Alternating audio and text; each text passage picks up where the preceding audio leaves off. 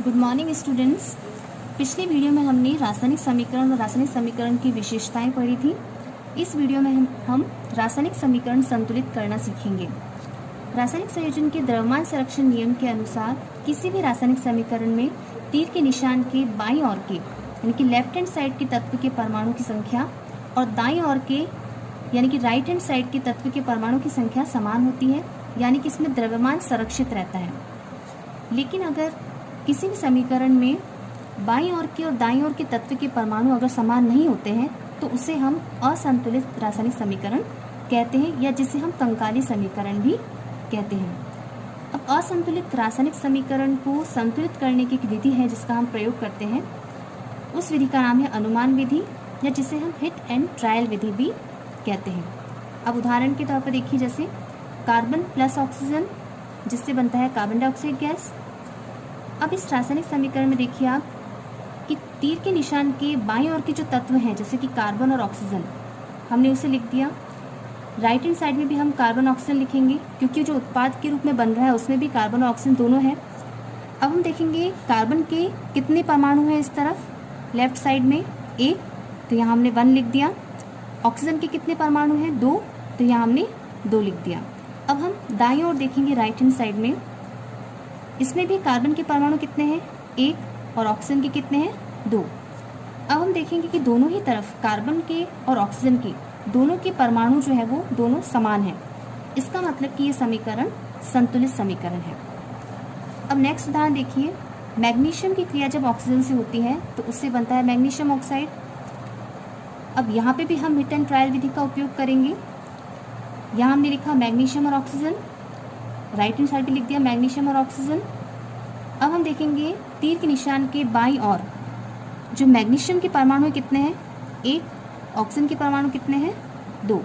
अब right hand side में magnesium के परमाणु की संख्या 1 है और ऑक्सीजन का भी क्या है, 1। इसका मतलब कि मैग्नीशियम तो दोनों तरफ समान है, लेकिन ऑक्सीजन का परमाणु इधर 2 है और इस तरफ 1 है। इसका मतलब कि समीकरण असंतुलित समीकरण है। अब इसे हम संतुलित किस प्रकार करेंगे, यहाँ पर हमें ऑक्सीजन के भी 2 परमाणु चाहिए, तो इसको हम मल्टीप्लाई कर देंगे 2 से, और ये हम कहाँ लिखेंगे, ये जो मैग्नीशियम ऑक्साइड है इसके आगे की तरफ हम 2 लिख देंगे। अब यहाँ पे भी ऑक्सीजन का परमाणु 2 हो गया है और यहाँ पर भी 2, तो अब ये ऑक्सीजन तो संतुलित हो गया है। लेकिन हम यहाँ देखते हैं कि जहाँ से मैग्नीशियम ऑक्साइड है तो ऑक्सीजन के साथ साथ मैग्नीशियम भी है, तो मैग्नीशियम के परमाणु की संख्या बढ़ चुकी है, यानी कि उसकी कितनी हो चुकी है, 2। और लेफ्ट हैंड साइड में मैग्नीशियम का केवल 1 ही परमाणु है, तो इसे भी हमें चेंज करना होगा। तो यहाँ पे हम इसको मल्टीप्लाई कर देंगे 2 से।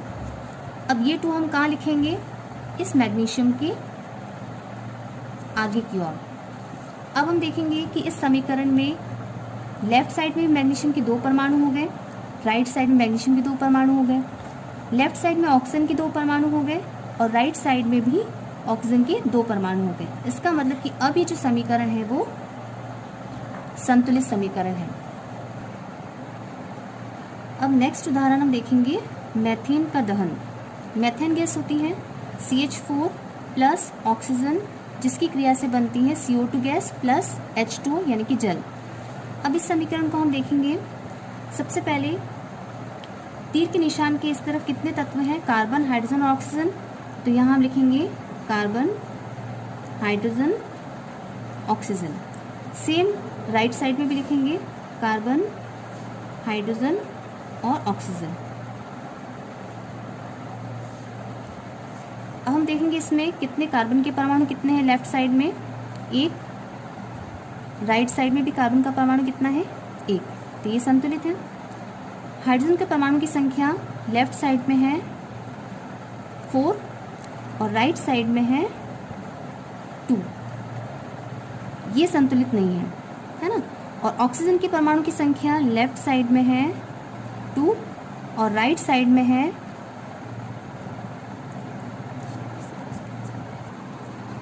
राइट साइड में ऑक्सीजन की परमाणु की संख्या कितनी हो गई, 2, तो ये हो गए 2 प्लस 1 यानी कि हो जाएगा इसमें 3। तो यहाँ पर ऑक्सीजन की परमाणु संख्या होगी 3 यानी कि ये भी संतुलित नहीं है, तो ये समीकरण असंतुलित है। इसे हम हिट एंड ट्रायल मेथड के द्वारा संतुलित करेंगे। अब इसमें हाइड्रोजन की संख्या को सबसे पहले संतुलित करेंगे। तो यहाँ पे 4 है और इस तरफ 2 है, तो इसको हमें 4 करने के लिए क्या करना होगा, 2 से मल्टीप्लाई करेंगे। अब ये जो 4 है, ये 2 है, ये हम कहाँ लिखेंगे, इस H के आगे की तरफ। तो अब ये हाइड्रोजन के परमाणु कितने हो गए राइट साइड में, ये 4 हो चुके हैं, तो ये हाइड्रोजन संतुलित हो गया। अब ऑक्सीजन के लिए हम क्या करेंगे, हम यहाँ देख रहे हैं जैसे कि हमने हाइड्रोजन को, इनके परमाणु की संख्या चेंज कर दी है, 4 हो गई है, तो उसके साथ साथ ऑक्सीजन भी इसके साथ जुड़ा हुआ है, जल के साथ, जल के साथ जो है ऑक्सीजन भी जुड़ा हुआ है, तो इसकी भी संख्या बदल चुकी है। इसमें हम देखेंगे 2 ऑक्सीजन तो ये हो गए और 2 ये, तो 2 और 2 कितने हो गए, 4। तो अब यहाँ पर परमाणु की संख्या कितनी हो चुकी है, 4। अब लेफ्ट साइड में हम देखेंगे ऑक्सीजन के परमाणु की संख्या केवल 2 है, तो इसे भी हमको संतुलित करने के लिए 4 में बदलना होगा।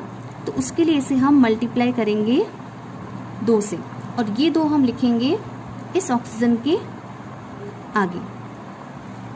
तो अब हमारे लेफ्ट साइड में भी ऑक्सीजन के 4 परमाणु हो गए और राइट साइड में भी ऑक्सीजन के 4 परमाणु हो गए। तो अब हमने देखा इसमें कि अब ये समीकरण जो है वो संतुलित है, क्योंकि इसमें कार्बन, हाइड्रोजन, ऑक्सीजन तीनों ही तत्वों के परमाणु की संख्या बाईं तरफ और दाईं तरफ बिल्कुल समान है। तो इसी प्रकार हमने आज इस वीडियो में देखा कि रासायनिक समीकरण जो असंतुलित होता है, जिसे हम कंकाली समीकरण भी कहते हैं, उसे हिट एंड ट्रायल विधि या जिसे हम अनुमान विधि भी कहते हैं, उसके द्वारा हम इसे संतुलित कर सकते हैं। Thank you.